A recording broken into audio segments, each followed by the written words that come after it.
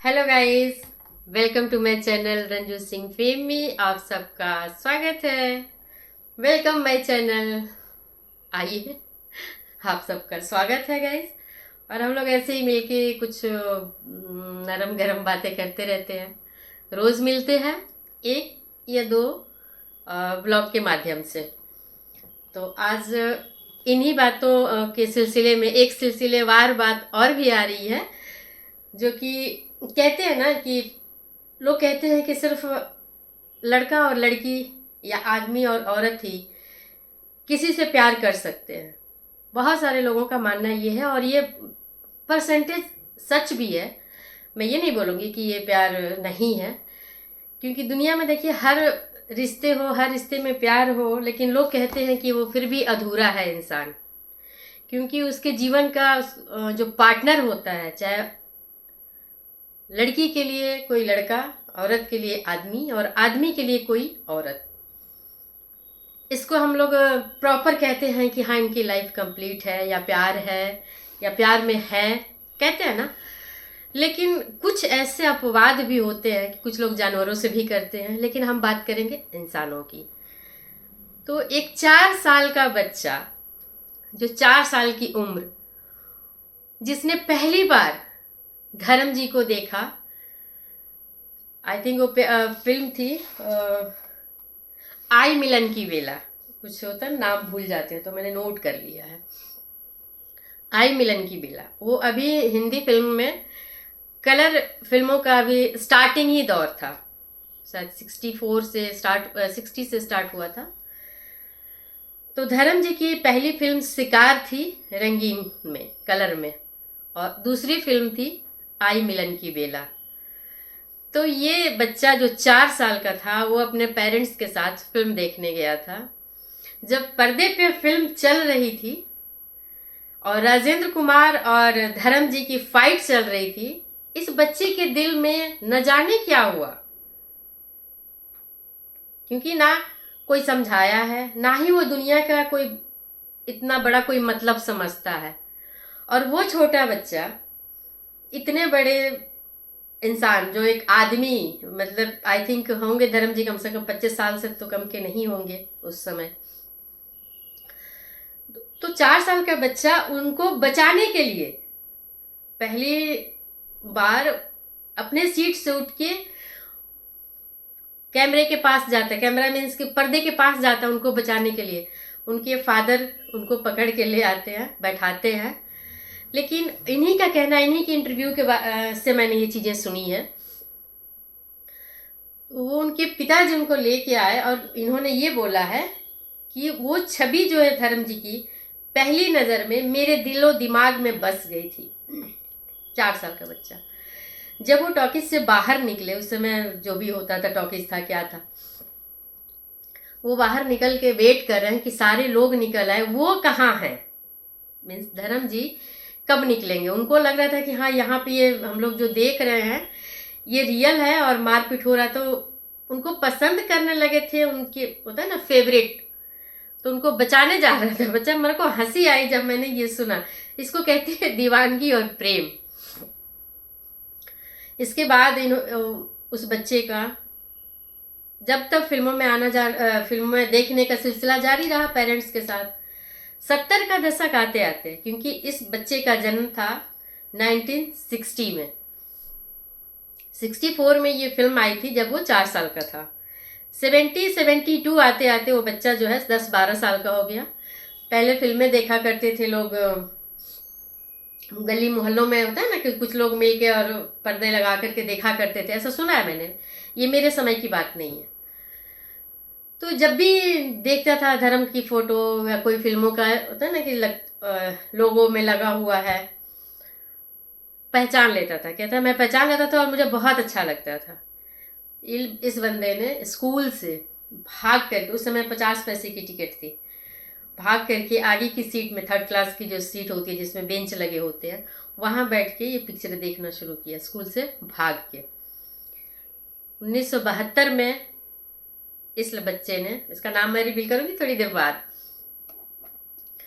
इसके ये 3 दोस्त थे, एक तो इनका भाई था, दूसरा था इनका दोस्त, ये तीनों मिलके स्कूल की फीस जो शायद पेरेंट्स बच्चों को दे देते हैं ना कि ले जाओ हाँ जमा कर देना, तो फीस थी 6 रुपए। इन तीनों ने मिल करके उस फीस के पैसे से फिल्म देख डाली और स्कूल से इनका नाम कट गया तीनों का। पोस्ट कार्ड आया घर में स्कूल की तरफ से, घर वालों को पता चला कि बच्चे का नाम कट गया है। पेरेंट्स गए, पेरेंट्स नहीं फादर गए, पेरेंट्स तो मैं मदर नहीं, सिर्फ फादर गए दोनों के। वहाँ जाके पता चला कि नाम कट गया और ये इन्होंने किया है। सख्त हिदायत दी गई, पिटाई भी हुई। पहले गई 70 के टाइम में तो पिटाई ही हुआ करती थी, डांटने का तो कोई सीन ही नहीं था।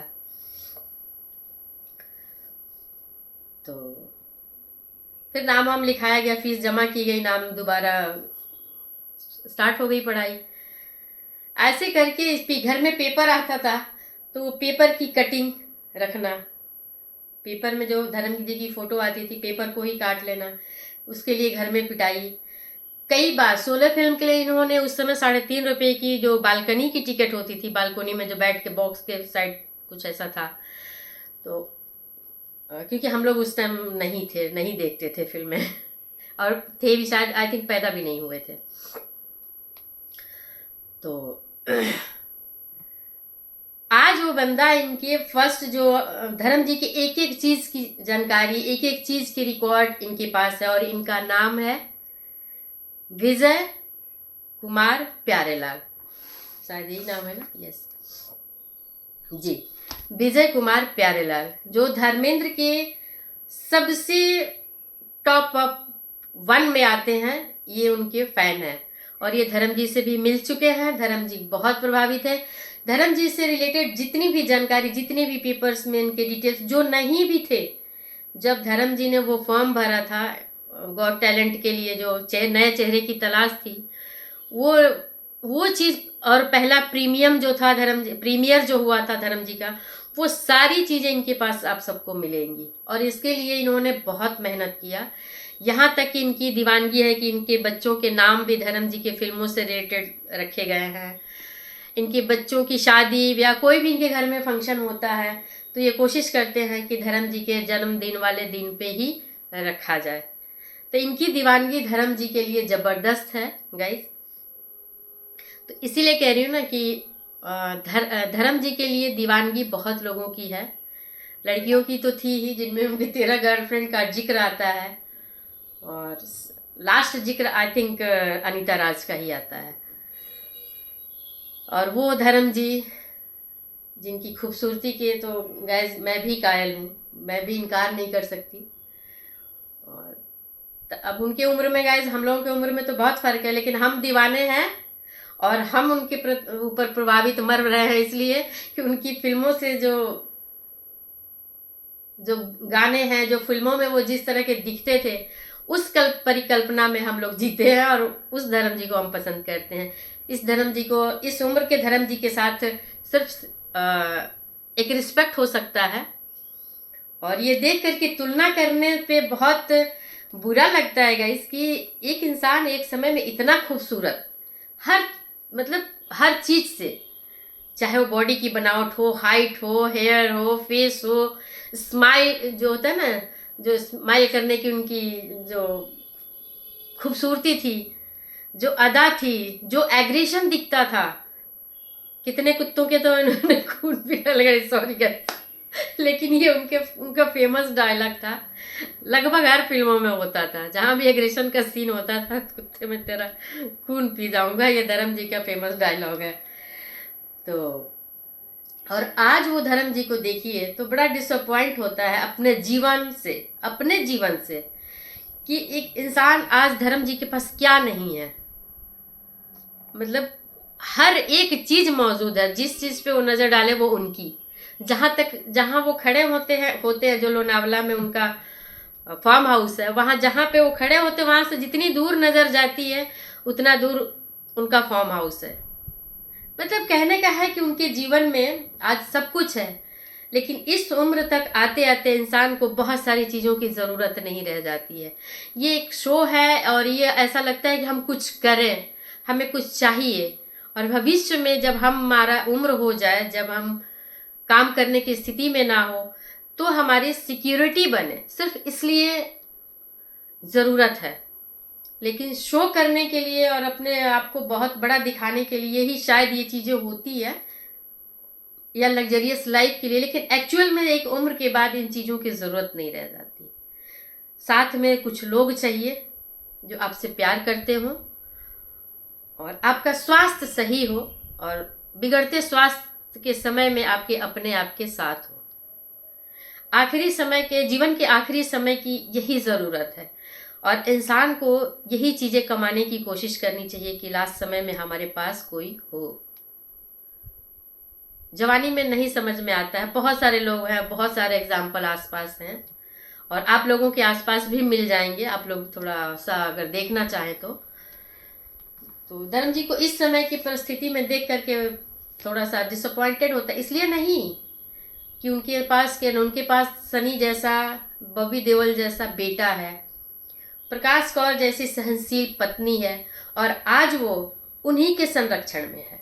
तो गाइस, मैं उन बच्चों को और उस पत्नी को थैंक्स बोलना चाहूँगी, इसलिए कि उन्होंने शायद कहा था, शायद क्या, मैंने सुना है, कहीं पढ़ा है बहुत पहले, कि मैं हेमा जी को कभी माफ़ नहीं करूँगी, लेकिन मैं अपने बच्चों के पिता बहुत अच्छे रहे हैं, पति भले थोड़ा वैसे रहे, क्योंकि अब 2 जगह हुए हैं तो इंसान पत्नी को तो थोड़ा लगेगा, लेकिन मैं अपने पति से प्यार करती हूँ और करती रहूँगी। मुझे अपने पति से प्यार है, मैं लेकिन हेमा को माफ़ नहीं कर सकती। ये प्रकाश कौर का वर्ड है, और उन्होंने वो पूरा जीवन निभाया, और ईश्वर ने उन्हें वो मौका, मैं यही कहूँगी कि अंतिम समय कह लीजिए, या बुढ़ापे के आखिरी स्टेज पे प्रकाश कौर के हाथों में और दोनों सुपुत्र के हाथों में धर्म जी हैं। तो धर्म जी का जैसा निश्चल व्यवहार, बिंदास जीवन, कपट से दूर, वैसा उनका बुढ़ापा दिख रहा है इस उम्र का। उन्हें भरपूर सुख मिल रहा है अपनों का। तो गाइस, उम्मीद करती हूँ आप लोगों को मेरा ये कथा प्रवचन अच्छा लगा होगा। अच्छा लगे तो लाइक कमेंट के साथ सब्सक्राइब ज़रूर कीजिएगा, क्योंकि सब्सक्राइब मेरी पर्सनल रिक्वायरमेंट है। बाय बाय गाइस, मिलते हैं। लाइक ज़रूर कीजिएगा, कमेंट भी कीजिए, अगर कुछ अच्छा लगे तो भी बताइएगा, कुछ अच्छा ना लगे तो भी बताइएगा। बाय बाय गाइस, मिलते हैं नेक्स्ट ब्लॉग।